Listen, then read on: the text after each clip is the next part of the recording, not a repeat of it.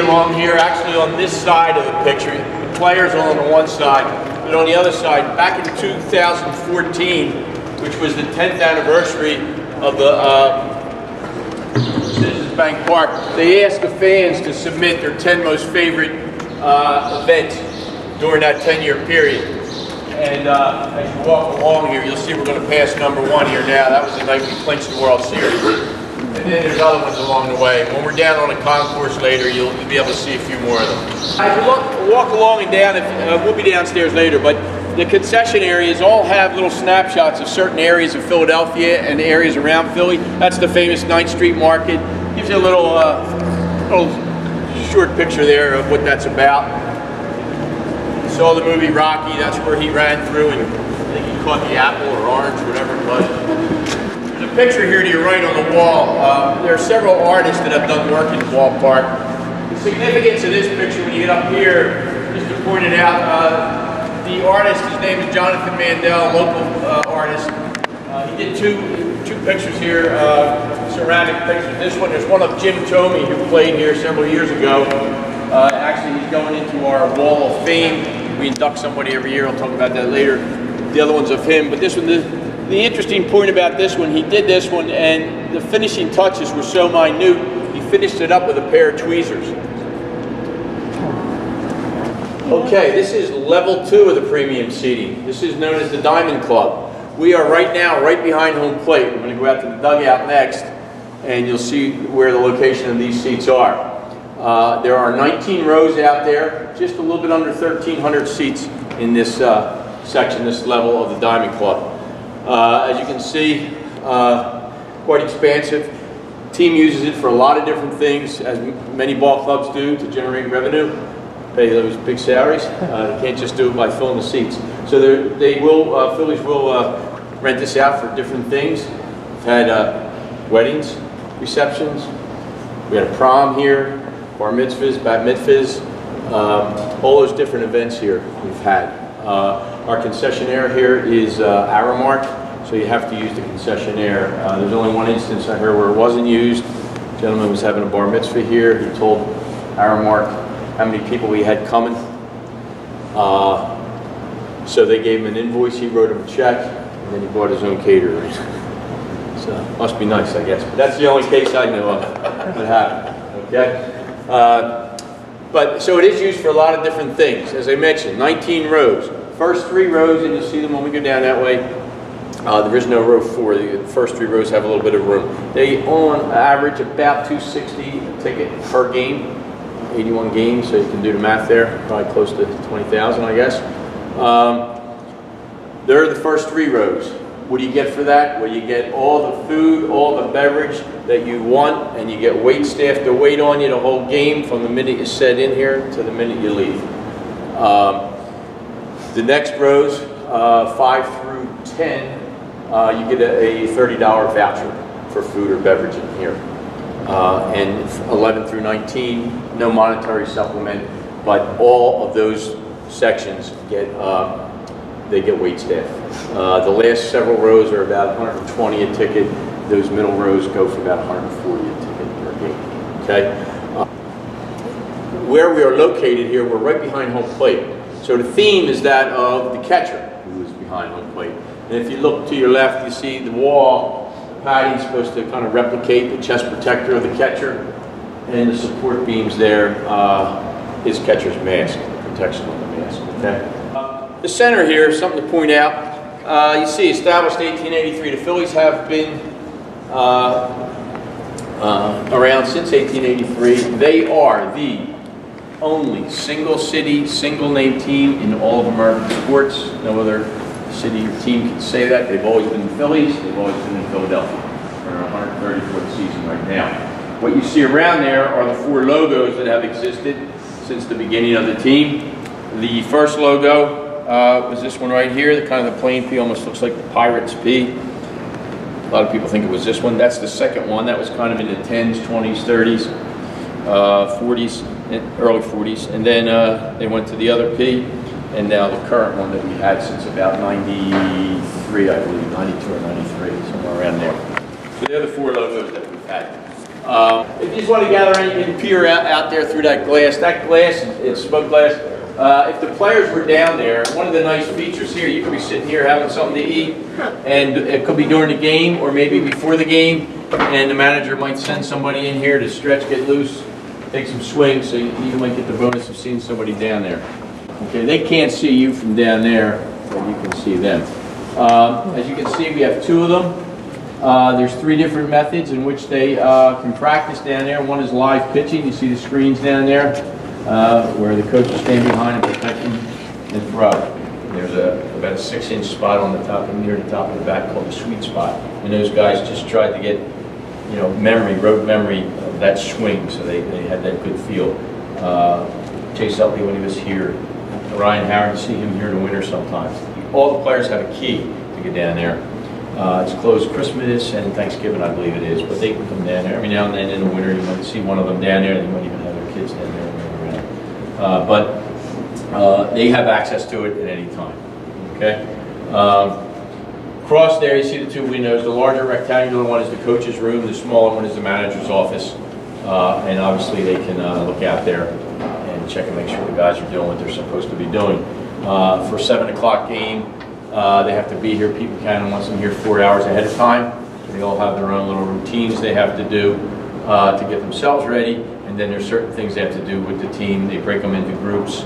They go out in the field and stretch. About 4:55, home team will go out and take batting practice to about 5:30, I guess, and then the visiting team will go up and take it. So they have regimens that they have to follow. What to do. And then there's a video room also that they can look at film. Chase Utley can look at it for hours. He would be here by noon or 12:30 for a 7 o'clock game. He just had a crazy routine. But it paid off for him. So that's it there. Any questions? Be careful going down while you.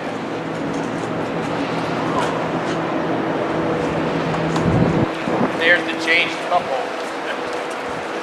You can see that's blocked off. Okay. Alrighty.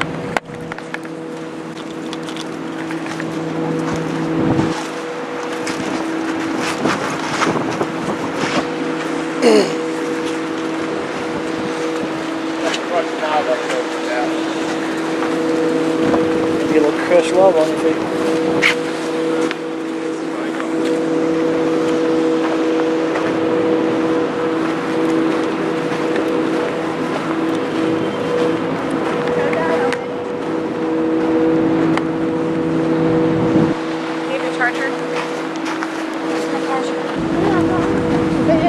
Don't get near it though. Yeah, but don't think you're like pushing it.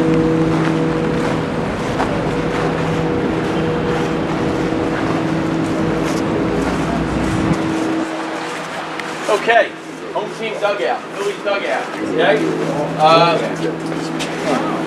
The benches you see up top here. Usually you'll find you'll find the pitchers, the starting pitchers, kind of hang up here. Everybody's got their own little groups and cliques, just like high school, I guess.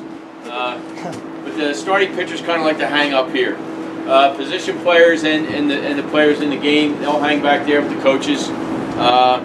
That's kind of the way it just, not all the time, that's usually the way it works out. Behind you here, a couple things. The cylinders, that's where the bats go, of course. Each player has approximately 2 to 3 dozen bats. When they go on the road, they take around a dozen of them with them, and they'll tell the bat boy which ones they want out here for the games. The compartments up there for their helmets, their gloves, all that good stuff. Their seeds, all that stuff's over there. Okay. Behind you there's 3 phones. To my far left there with the light over top of it, that's the instant replay. That's the newest one, right, from the last few years, instant replay. There's a video room behind here, and there's a gentleman who watches the game, the whole game, with a TV and replay. And if he feels that the umpire maybe made a mistake by rewatching that, they'll call out here. Or obviously the coaches and the managers see it also, and if they feel it, they'll call him up. But the light's on there. People say, why the light? Well, when you have 43,000, 44,000 people in here, or even not that many, it's hard to hear. So that's why they that'll flash if they they may not be aware that they're saying, you know, check it out, give it a call. So if they do, it goes up to New York, right? Park Avenue, headquarters of Major League Baseball. They have people assigned to every game being played that day or night. They're reviewing the same thing, and those guys ultimately make the call. Okay, and that's what that's phone for. The middle phone is the bullpen phone. Phillies are down below there by the Toyota, by the 398. They're down below. Visitors up top. It wasn't always that way. The very first game we played the Cleveland Indians, it was called the On Deck Series. It was the last 2 preseason games of the first year we opened up, April 12th, 2004. And the Phillies were up top. And Philadelphia fans, as they can be sometimes, had some comments on the pitchers. Pitchers didn't like it. So the next day we were down below, and we've been there ever since. And the visitors are up top. The only thing was, the next day they played the second game, and Larry Boa was our manager then. He got on the phone. He wanted a relief pitcher. He got on the phone, called, and he got the Cleveland Indians bullpen catcher. They forgot to switch the phone lines. So they took care of that, and everything's been okay ever since. That last phone is to the manager's office. The manager on occasions may get tossed from a game. His office is back there with the TV and with a phone. So even though he may be out, he's not allowed to be anywhere near here or down that walkway. He has to be out of here. So he has communication, and he's actually seeing the game on TV in his office. So he knows what's going on. Okay. Any questions?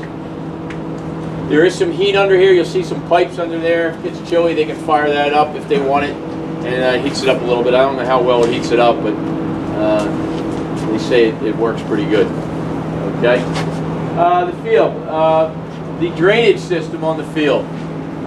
This field is level. A lot of the older fields used to be crowned for drainage purposes. And I told you about being 13 feet below the water table here. Well, there's a very sophisticated drainage system under here, about a foot below the field, sand, stone, and piping. It could rain pretty heavy all day today till maybe 5 o'clock, 6 o'clock, maybe even a little later than that. Chances are the game will be played. Very rarely is a game rained out here. This field drains amazingly well, and then they'll squeegee some of the other water out to the outfield. Be a little slippery, be wet, obviously, but certainly very playable. Very few games get rained out. A couple other things here we can talk about, and one I'll point to, you see the 2 different distances out there. When the ballpark first opened, we were 329 feet to the wall.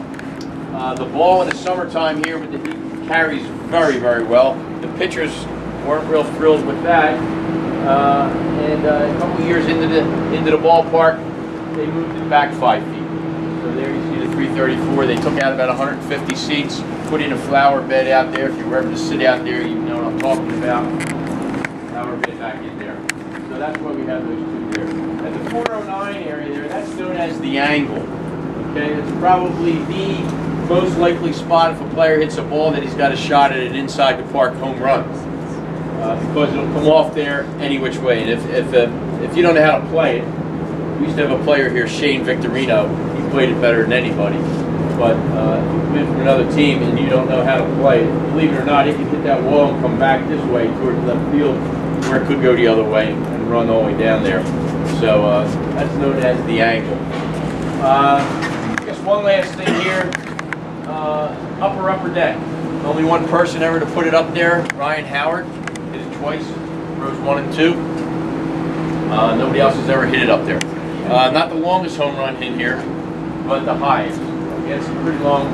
Carlos Stanton from the Marlins. See that pitch on the shop right side, Mitchell Nessie, hit it over those seats into that Ashburn Alley. Ryan and Howard actually hit one over the batting lines there. We see the ivy hit it over that entire thing. It's about 490 feet out there. There's been a couple good pokes here. It's further than that, but not as high. Okay. Any questions? Okay. We're going to walk back this way. If anybody wants to get a picture along here with the field behind you, I know the canvas is on, but if you want to do that or stand here and get the scoreboard behind you, feel free. The only